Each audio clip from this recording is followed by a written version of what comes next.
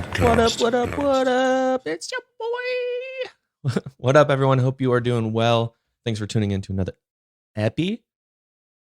It's been a weekend. It's definitely been a weekend for sure. It usually I feel like you're always like, man, the weekend is like just not long enough.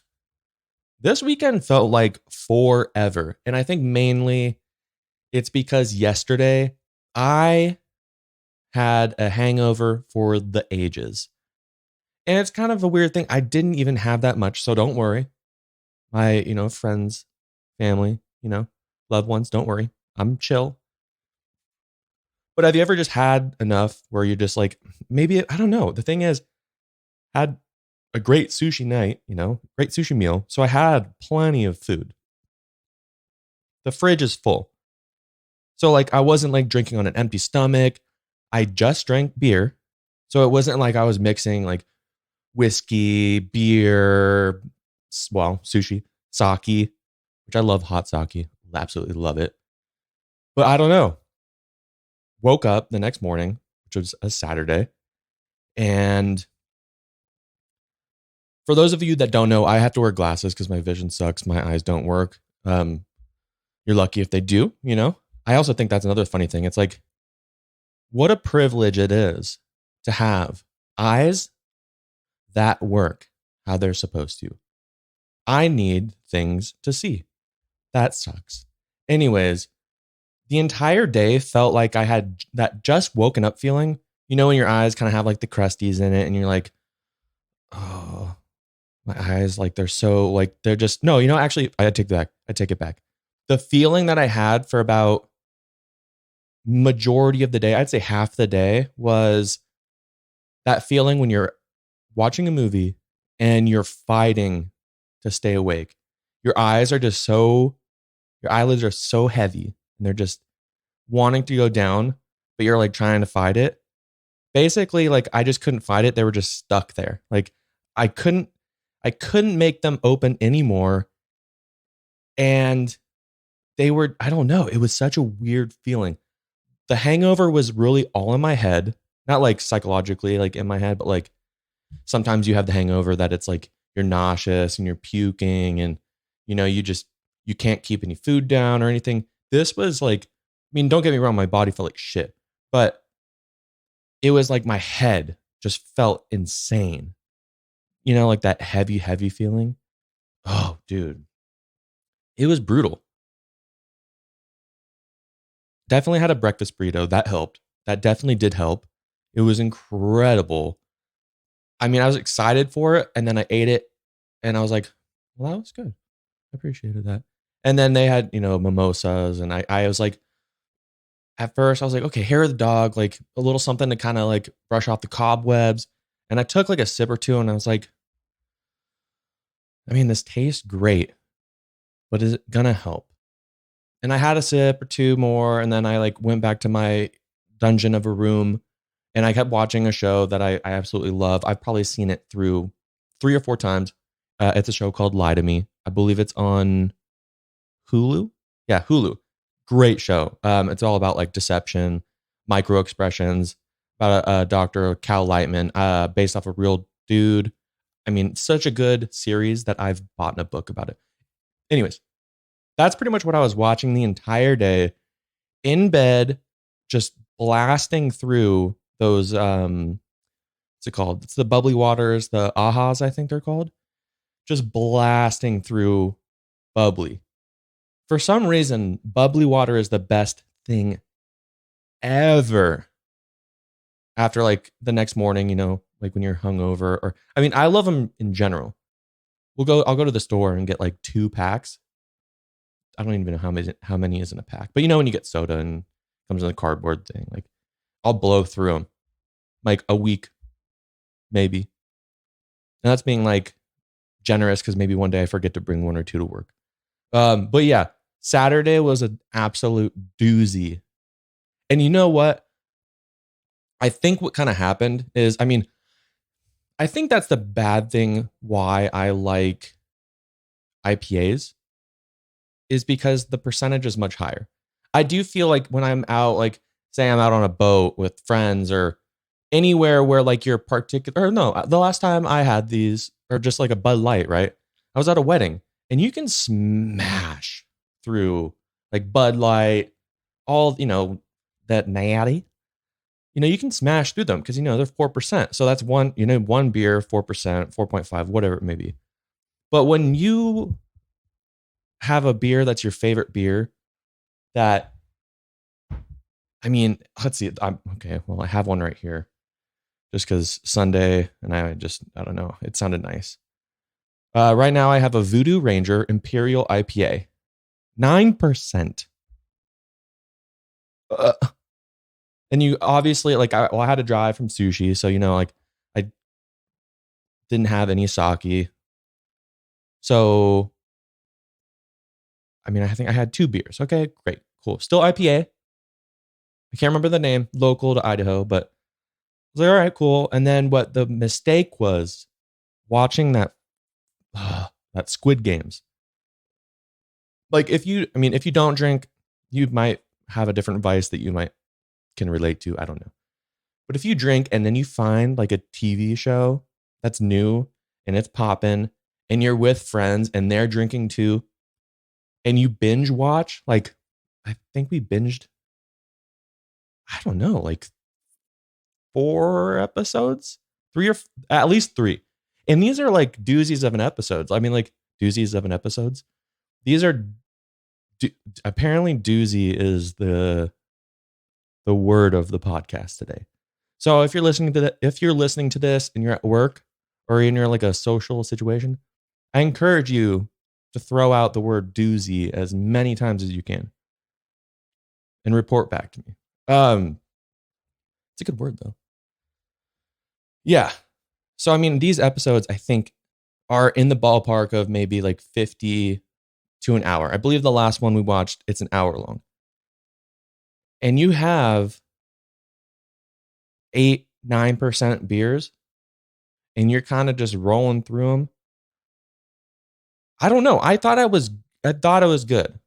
I don't know why. It's not like my first rodeo. Like I'm not proud to, say it, but there's been times where I've crushed a 6. I'm honestly, if you're a longtime listener of this podcast, I guarantee you there's been multiple times where I've crushed a 6-pack during an episode. So, you know what? Like, and like been totally fine the next day, like going to the gym, killing it. So I don't know what was different about this. It wasn't the sushi because obviously it was just in my head. Like my head hurt, no nausea, no nothing like that. Like was able to keep food down. Actually had cravings for things. Even later that night, yesterday night, we did a pizza night. Like 3 big ass pizzas, like gnarly, like to the top, like, and they're so good. So I don't know what went on, but all I gotta say is, and I'm spent like 9 minutes trying to describe that. Basically, yesterday was a doozer, a category 10 dooz. But I'm doing much better today. Slept in. Actually slept, I think. So I don't know. I did pick up some that melatonin. So we should have a good sleeps tonight. So, but yeah, I hope you all are doing great. Hope you had a great weekend. Let's get ready for this upcoming week. Obviously, it might be different when you listen to this on a different day, but whatever. Have a good day. Use the word doozy a lot. Doozer. Those other 2 I just said, like, that's the first time I've said those. Doozy. It's a fun word. Who cares? Before I jump into some stuff that I want to talk about, just want to say that I do have a merch store for the podcast. Got a lot of cool stuff on there. I got some beanies. I have 1 beanie, actually. Different colors. I got a really cool coffee cup that, pretty cool. Everyone needs a coffee cup. Some shirts. I actually bought my hoodie on here. It says gnarly on it. It's on my Instagram because I was so stoked. Phone cases, there's stuff that's branded with the podcast. And then there's just other random stuff. Some those insulated beer can holders. You've probably seen popularized by Yeti.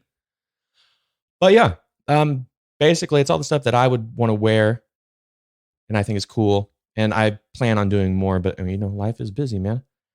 So yeah, check it out. Basically anything, if you buy something, one, it supports me, the podcast, and anything I get from purchases from my merch store basically goes in back into the podcast, whether it's, ooh, updating my gear. There's certain things I need to get. I mean, I still need to kind of soundproof the room.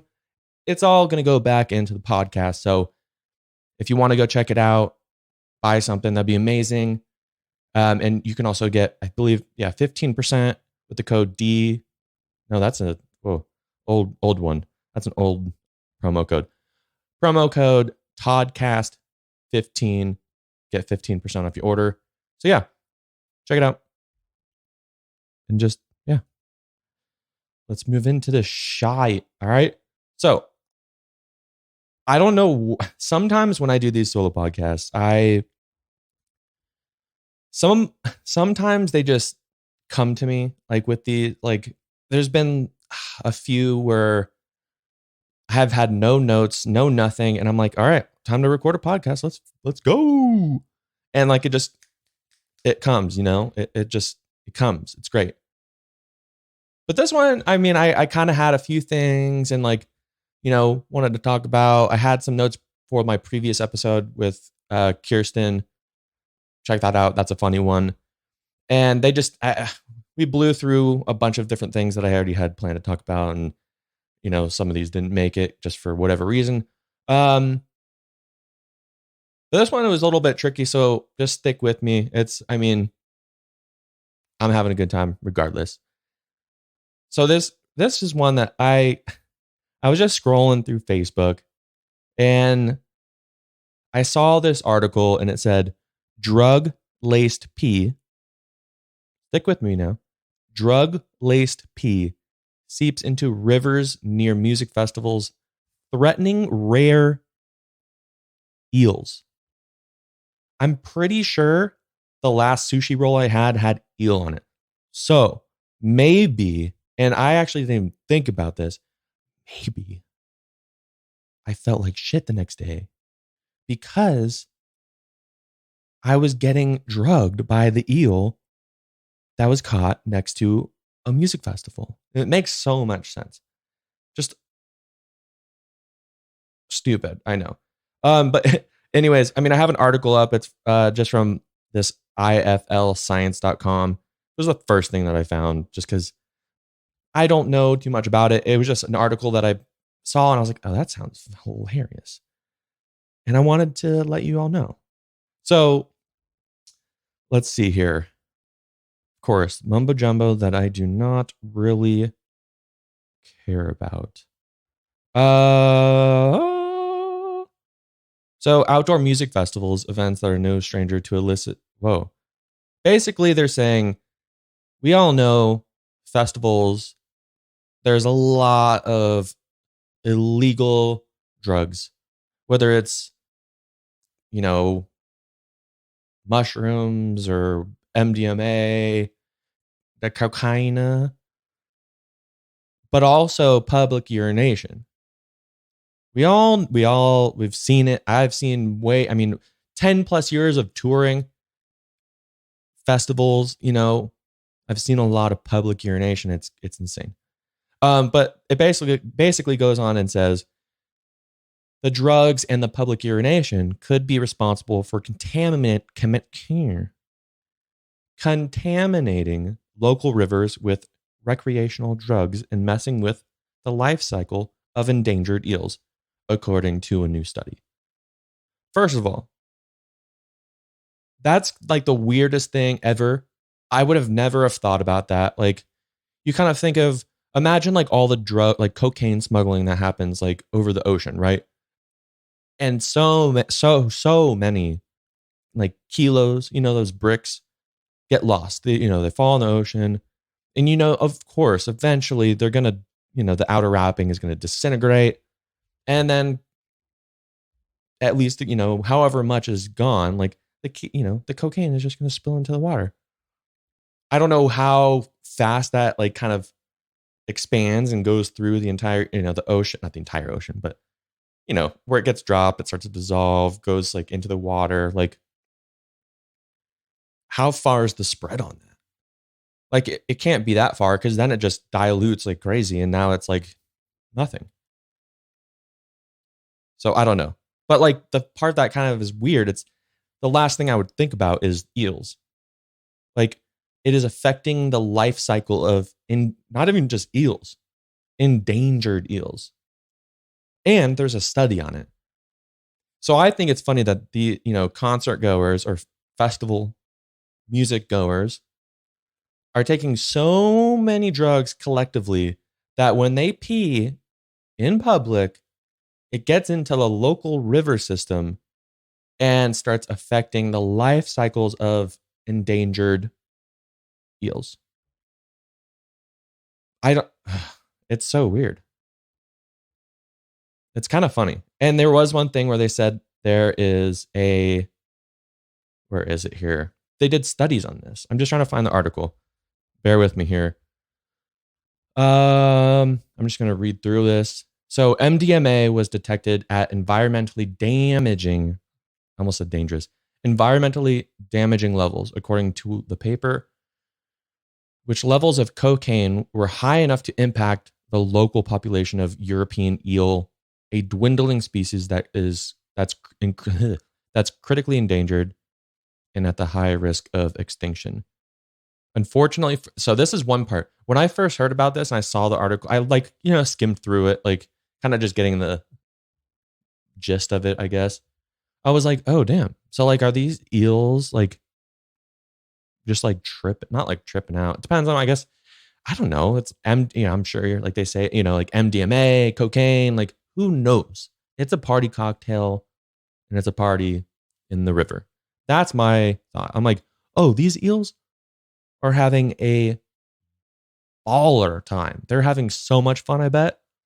And then I was reading this before the podcast, and it's like, unfortunately for the eels, cocaine doesn't provide much of a buzz. Instead, as previous studies have shown, it can result in muscle damage and disrupts their complex lifestyle. So the fact that one, the eels don't even get really any buzz, and this is just, I guess, for the cocaine. Who knows? Maybe they're tripping out. I don't know if you can like, I mean, I'm sure with humans, if you take, say, MDMA or something like that, you can like, do brain scans or something along that and maybe see brain activity. I'm not a science. I'm not a science. Wow. I'm not a scientist. Never have claimed to be. And I would assume, I mean, I've just watched a lot of TV and movies, but like that, well, definitely with like hallucinogenics, you can look at the brain while you're tripping and it shows you a bunch of different shit. So, like, I don't know. Who knows? Maybe these eels are having a good time. We just don't know. But it's kind of funny that the cocaine doesn't really give them much of a buzz. It's just damaging their muscles, which is insane. But I think it's just funny that they're doing, like it says, as a previous study has shown. And then it says, so a study from a few years ago. So by the way, I probably should have said, so I think this is in maybe Europe, I believe. Either way, wherever this is, I could have not have said anything on where this is, and it's still funny. I don't know. A study from a few years ago exposed European eel. So I guess it would be in Europe, whatever. A study from a few years ago exposed European eels to concentrations of cocaine. First, I want to know whose idea was it? Like, I don't even know how you'd go into this conversation. Like, who's the one who brought it up? Like, hey, so we want to do a test with these European eels. It's definitely kind of unorthodox. We're not really sure like what's going to happen or how we're going to do it, but here we go. We want to give these European eels cocaine. Mm-hmm. Huh? Oh, yeah. Cocaine. That's what I said. Yep.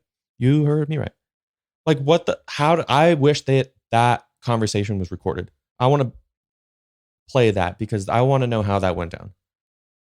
Like, are they just like in this center with like sea life or like river people. You know, like, all right, okay, cool. Hold on. Crawdads. Give them a bunch of LSD and let's see what happens. Okay. But yeah, a study from a few years ago exposed European eels to concentrations of cocaine. The eels experienced disruption of their endocrine. I'm really sorry. I haven't taken like biology or any of this shit since high school. And that word came up and I was like, whoa. First of all, learn to read. Second, learn to read again.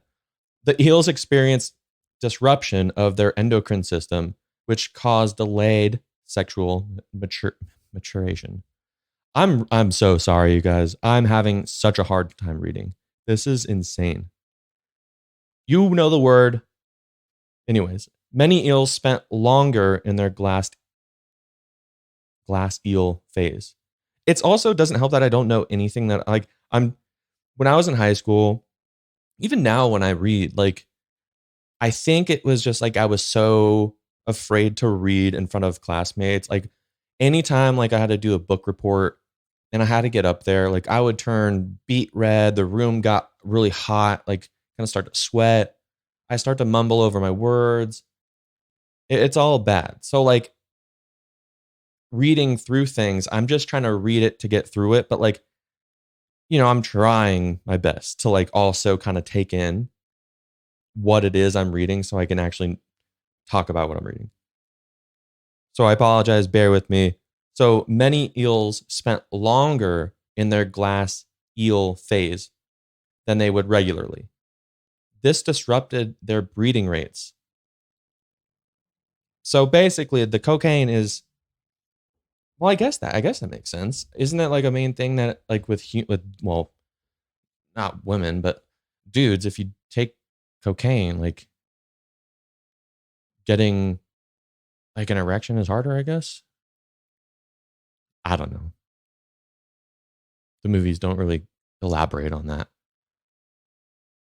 The concentrations of cocaine we found the weekend of the festival were above the concentrations used in the study, suggesting that cocaine could be damaging the local eel population. That's so weird. I don't know. Anyways, if I'll make sure to put the link to this article in the show notes so you can read it yourself. And if you even really care that I even talked about this, I just thought it was funny. I mean, yeah, it sucks that the eels are having a hard time, but it's interesting. I mean, drug laced pee seeps into rivers near music festivals, threatening rare eels. Is it even? I mean, this link, it seems legit. I've seen stuff many times from this site. Like, it seems credible. I mean, I would not imagine like it's fake, but like that article alone, drug laced pee seeps into rivers near music festivals, threatening rare eels. Like, if they were to say like threatening otters, sure, then I would. It's more believable. But like rare eels, like I think I've only seen one eel in my life, and I've probably eaten more eel than I've seen. And I've definitely, yeah, I don't know. It's weird. It's definitely weird. Um, one other thing that I have that I want to talk about is, and I don't know, maybe you've seen it, maybe you haven't.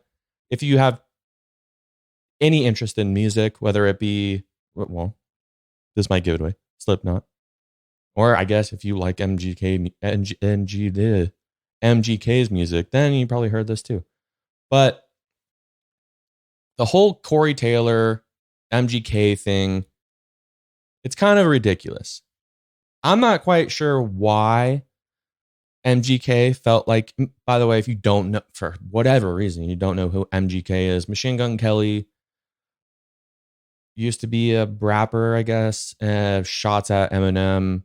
And then now he does like pop punk and all this stuff. And by the way, I'm not going to try and bash anyone.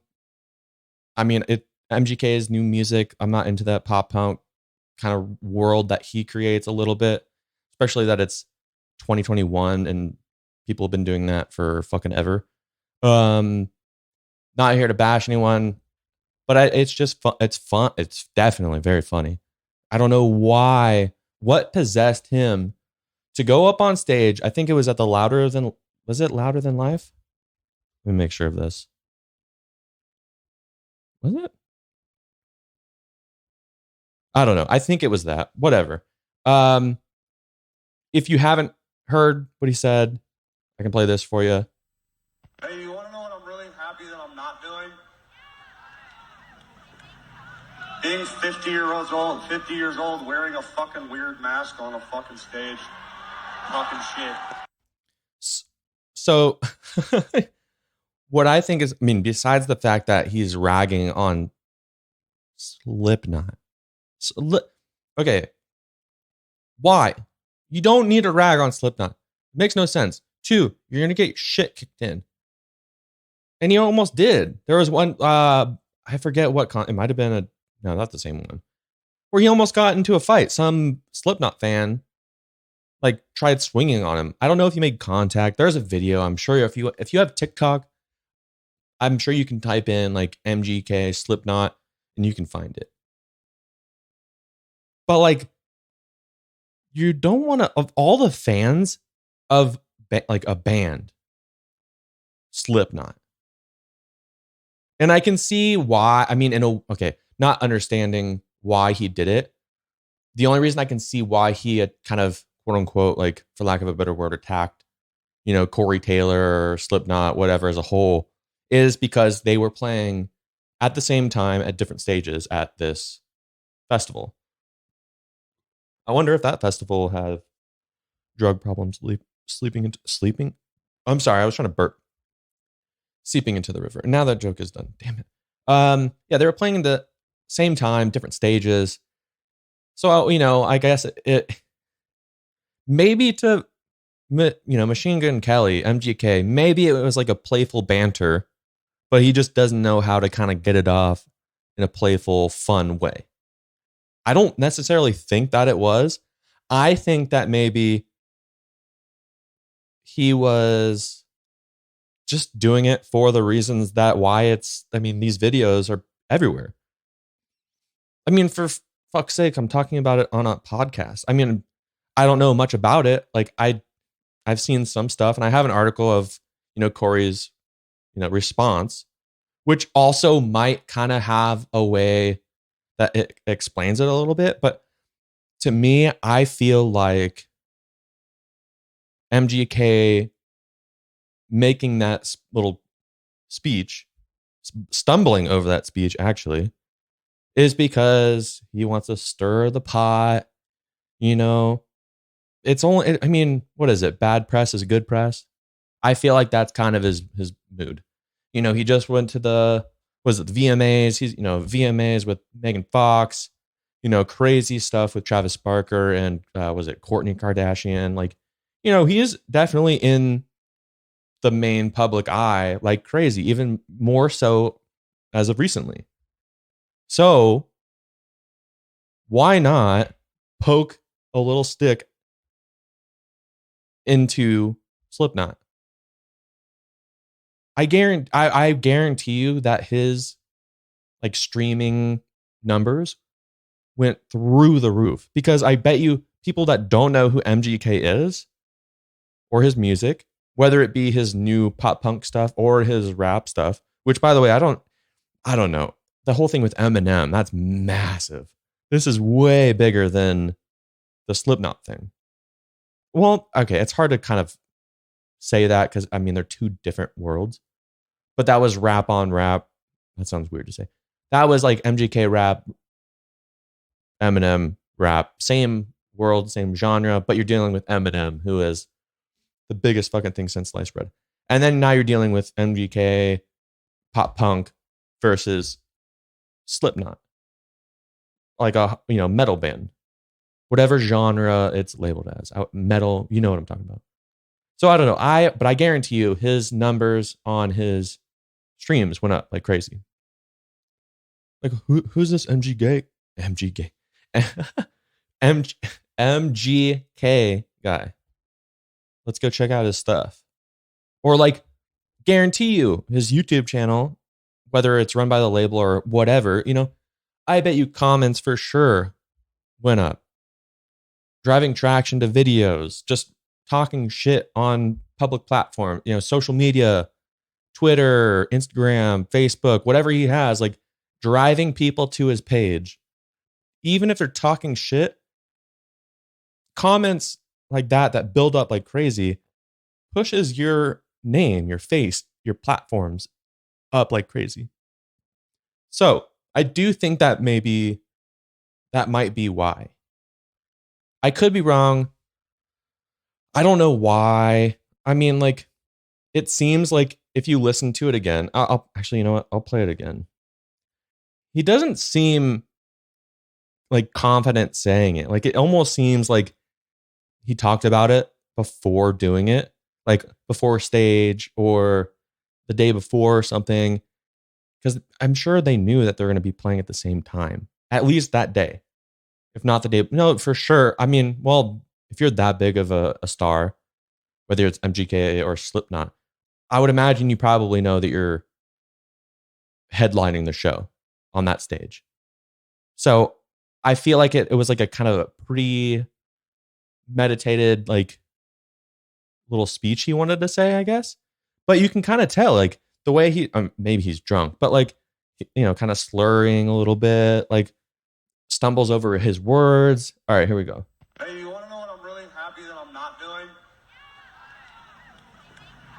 Being 50 years old, wearing a fucking weird mask on a fucking stage, talking shit. It just doesn't seem confident. I don't know. I don't really know. But this is from revolvermag.com. So Corey Taylor responds to Machine Gun Kelly's Slipknot diss. And then underneath, in quotes, it says, "I don't like people airing private shit like a child."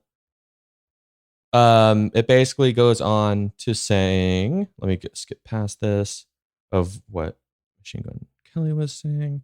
Oh, apparently, and this isn't in the audio clip I just played, but apparently after MGK was saying, "Turn the lights up. Let me see who chose to be here instead of with all the old weird dudes with masks." It's weird. I don't know. Okay, and let me see here. So this is on Twitter from Corey Taylor. I'm not gonna read like the actual email like things that he has with Travis Barker and some other guy, or maybe it's just Travis Barker. I don't know. Basically, the tweet from Corey Taylor is saying, "I don't like people airing private shit like a child. So this is all I'll say. I didn't do the track because I don't like when people try to write for me. I said no to them. So without further ado, receipts." I guess I'll have to read a little bit. Of course it brings up Twitter. Damn it.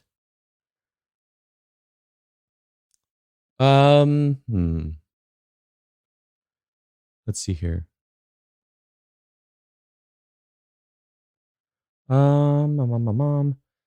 The one from, I guess, Travis. Let's see here. I believe, okay, here. It's a little, sorry, I'm not trying to take too much time here. It's a little screenshot, and I tried opening it up in Twitter, and it just wasn't showing up, meaning it might have gotten taken down somehow. But yo, Corey, we love it. Peep these notes from Kells, MGK. It's super fucking close. And this, I guess, is quote from, or not quote, but like basically what MGK was telling Travis to send to Corey. Yo, Trav, got super inspired again after listening to Corey's vocals. Oh, so this was to Travis, and then Travis is just, I don't know. Was super inspired again after listening to Corey's vocals on Can't Look Back, and added some guitar over his part so it could kick you in the face right when his voice comes in. So number one, can you tell him he fucking killed it? And I'm stoked, and all caps, honored he is even on it. What the fuck? I've been watching the news lately about the war and the state of everything, and it made me look at the song a different way. Like soldiers need a song to stay alive, a song to fight to. I really need to open this up. Okay, here we go. Sick. I added a bridge that makes the last chorus pretty powerful. I think you and him will dig it. Number 3, I sent Corey an idea for the second half of this verse, and he can obviously say fuck it, but it would be sick to see if it inspired anything or if he could try it like that. Number 4, I laid a demo scream-ish type track under his first part of the verse that would be dope to hear in his psychosocial voice. Number 5, fuck yeah, tell him he rocks. So basically, it seems like a really good email. You know, it seems like MGK is stoked. And then yada, yada, yada. You heard all the list of things. Corey Taylor responds with, hey, man, sorry I missed your call last night, by the way. I'm on dad hours. Haha. So I listened to the ideas, and to be honest, I don't think I'm the right guy for the track. Nothing personal. I just think if this is what MGK is looking for, someone else is the guy to do it. It's all good, and I'm stoked for him. I hope you guys find the right fit for it. I hope you understand, and I wish you guys the best with it. If I can help in any way, let me know. All the best, Corey Taylor, yada, yada, yada. So MGK sounds stoked. Travis sounds stoked. Corey just wasn't into it. Didn't want things written for him, yada, yada, yada. Like, basically, it seemed like, Corey just fell out of wanting to, just out of interest with it. And to be honest, like, if you are trying to have, like this, you want Corey Taylor on the track. Slipknot, Corey Taylor on your track. You want the best. You want the best that Corey Taylor can give you. And if he's not into it fully, like, you're not going to, no matter what, like, I'm sure Corey Taylor was going to sound incredible. But I feel like it's different when you're not super into something, but you still go through with it. It's not going to be at full tilt. Like, it's not going to be as sick as you want it to be. So I respect, I mad props to Corey, like, being like, hey, like, instead of just being like, yeah, man, I'll do it. He was like, hey, like, I just don't think I'm the right guy for this, for what MGK wants. Wish you all the best. Like, please, if there's anything I can do, let me know. Like, more than happy to help. Like, that's it. So there's that. Like, I don't know how maybe that ties in, if that's the reason why. I'm sure there is something with it. I don't really know. Like, maybe MGK got butthurt and, Corey pulled out, and then they were playing the same night, same time, different stages. And he was like, okay. And then he sounds super timid when he's saying basically, fuck you. Like, why would I be a 50-year-old wearing a mask still? Okay. Hey, one of the biggest, if not the biggest metal band in the world. Okay. So simmer down now. All right. Simmer down now. All right. Squid Games. I'm not going to talk about it a lot because I'm sure there's a lot of people that haven't seen it yet, or there's just some people that are maybe like 2 episodes in. I think I said earlier, I think I have 2 left. So I'm almost done. Tonight I'm going to finish it.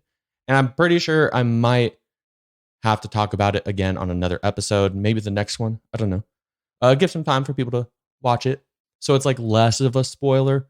And I'm not going to give any spoilers. I'm going to really try not to. But if you are worried about it, maybe just stop listening here. Of course, I would hate for you to stop listening to my podcast, because that's not the point of, what I'm doing, for people to stop listening. But anyways, Squid Games. Oh my gosh. I'm really trying on the podcast to stop cussing, but holy shit. Squid Games is fucked up. It's insane. I didn't know what to expect before going into this, because I've heard so much about it. There's one thing. I think the first thing that I heard about it was there's some sort of like lawsuit about someone in it, or not in it, but in the games. Apparently they show a phone number, and I don't think I've seen it. Like I said, I have 2 episodes left, so maybe it's in the last 2, or it's not like written in a way that I can read it. But, like let's see, hypebeast.com has an article labeled "The telephone number featured in Squid Game is being bombarded with late night calls." So when this first came out, I saw it and I was like, okay, because it shows up on your trending page on Netflix or the scroll bar or whatever. And I was like, that seems kind of weird. Like I knew it was going to be a different language and dubbed over. And for me, that's definitely very, very hard to get past. There's only like a couple shows, one in particular that like I know for a fact, like I watched it and I knew it was in French, but like dubbed over with English. And I was like, I want to give it a try because I saw it and it looked really cool, like the backstory and whatnot. It's called Lupin.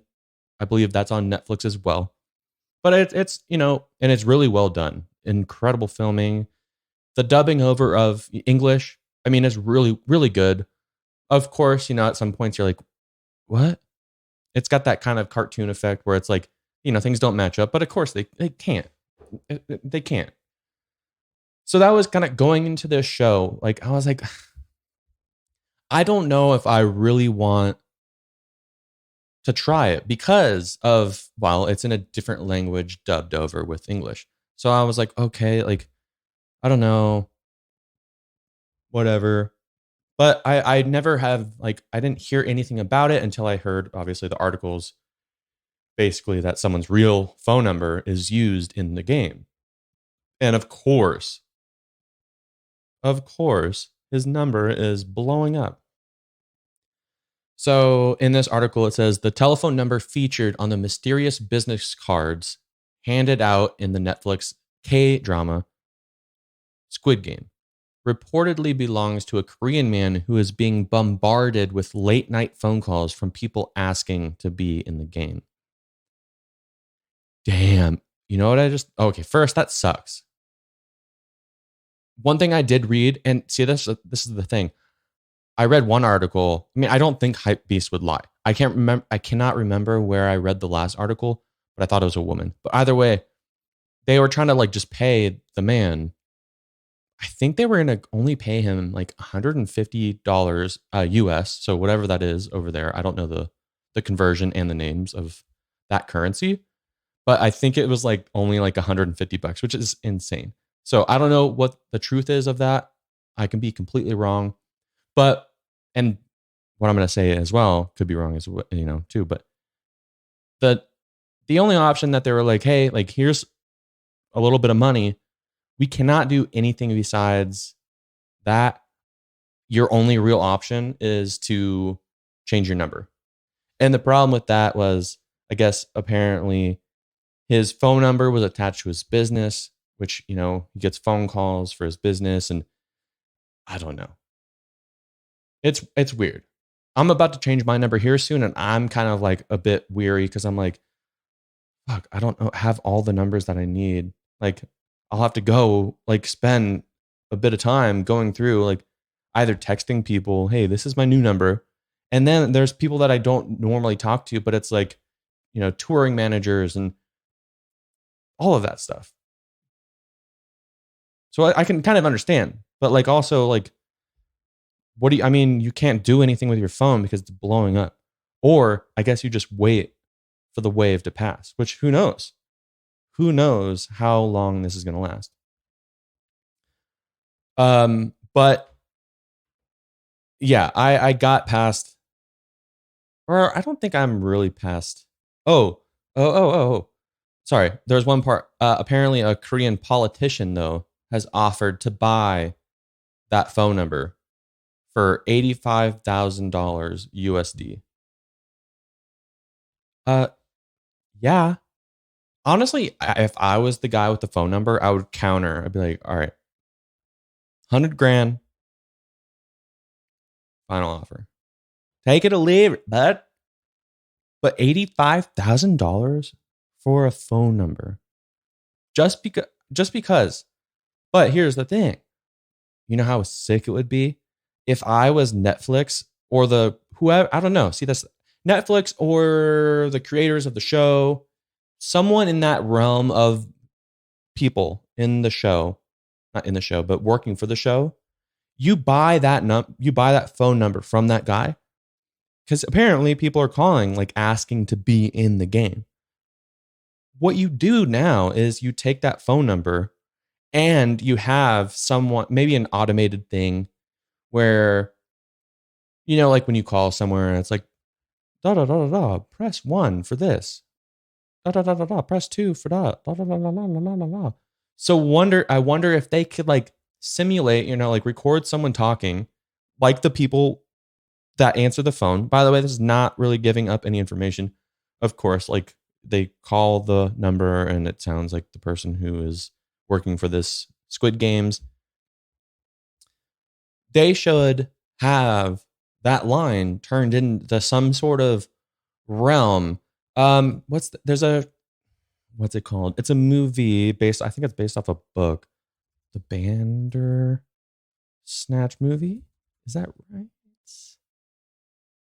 Bandersnatch. Wait, is it? I'm so sorry.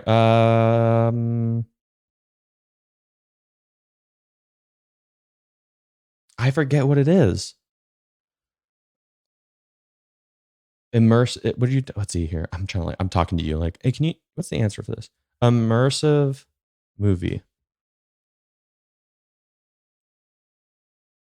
Come on now. I feel like that's the wrong word. What would I search? What's the movie? What's the movie with watchers interacting? That's probably the wrong thing to say. Not Nerve. Nerve was sick though. Was it Bandersnatch? It was. I was right. It just said Black Mirror. So like Black Mirror, if you haven't watched it, by the way, I think you should do it. It's pretty sick. So Black Mirror interactive film. Let me see if I can have like I don't know. You can go through this movie and like prompts will show up and you choose basically which path you want the character to go in or what decisions he makes. And what you choose, well, obviously the next path of the movie will be changed whether you choose this or that. And by the end of the movie, I think it tells you if you chose the right thing or not, like that. Which is cool. I think I watched it twice and I did the one way and then I did the other way. Kind of, intertwining some answers and, changing some, keeping some and all that. But it was really cool. I highly suggest you watch it. Bandersnatch. I'm not sure where it would be, but I guarantee you could find it pretty easy. But if they did some sort of interactive thing with this, where you call it and maybe it prompts you with like a text code after to go to this website and you can start playing games that definitely are legal and there's no killing, no fucked up shit, but like something where it's cool, it's exciting. Like turn this thing into just some dude that got really annoyed because now his phone's blowing up and doesn't know what to do with that. Turn it into something where now you can make a profit from it. Obviously pay the guy out. You can probably recoup what you paid him very, very quickly if you just turn that into a hotline where people call. I mean, even if it's a place to get like exclusive merch. Like you can't buy you can say you want merch. You want that, the tracksuit with whatever number you want. You can order a tracksuit. No one else can get it. You can't go on any site ever that is available just by typing in like Squid Games merch, which I wouldn't be surprised if there is a site already that's selling it. But say you call this place and you get like a code or something like that to type in, or like I said, a text message back with a link. Some weird text back, like creepy and not like all that weird crap. And it takes you to like a merch store where you can buy like one of a kind tracksuits or something like that, like set memorabilia, like anything. Like that'd be sick. I probably wouldn't be against it. Like, say you could even buy like the little, I mean, you could probably make them, but you know, the cards with the circle, triangle, and square on it. Like, I don't know. I think they could turn it into something really cool, especially if they're going to have like a season 2. Ooh, maybe they have the number and you call it and you get a code and you hold on to that code. And for like season 2 or something, maybe they'll do like a pre release of it, or like maybe like deleted scenes or something like that. Like there's so much shit that they could do with this. It's insane. But I think I'm going to close it off because I already talked about that way longer than I thought much longer than I thought I wanted to. But I suggest you watch it. It's good. I mean, like I said, I have a problem with watching shows that like it's dubbed with another language. I mean, I've tried a couple shows. I can't remember what, but I've tried a couple times with a few different shows, and I can't do it that well. I don't know. I'm sure some people are better than I am, but this one, I mean, like I said, we binged watched. I'm almost done with it, finishing it tonight. So I suggest it. It's interesting. It's definitely fun to watch with people because then you can kind of talk about certain things, some of the games, maybe what you would do. So yeah, highly suggest it. And that's my shiz for the night. And I hope you have a good rest of your day, night, whatever time it is. And yeah, make sure to tell a friend about the podcast if they like random shit. Yeah, rate, like it, review it, all that fun stuff. Keep up with me on Instagram at It's Danny Todd. Link will be in the show notes. And if you ever have any topics that you want me to bring up on an episode, I'm always looking for fun things, whether it's reviewing a show or I don't know.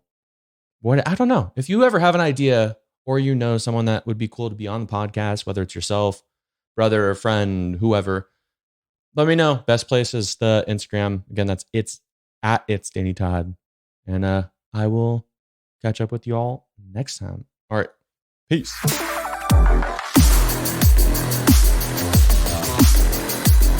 Danny Toddcast.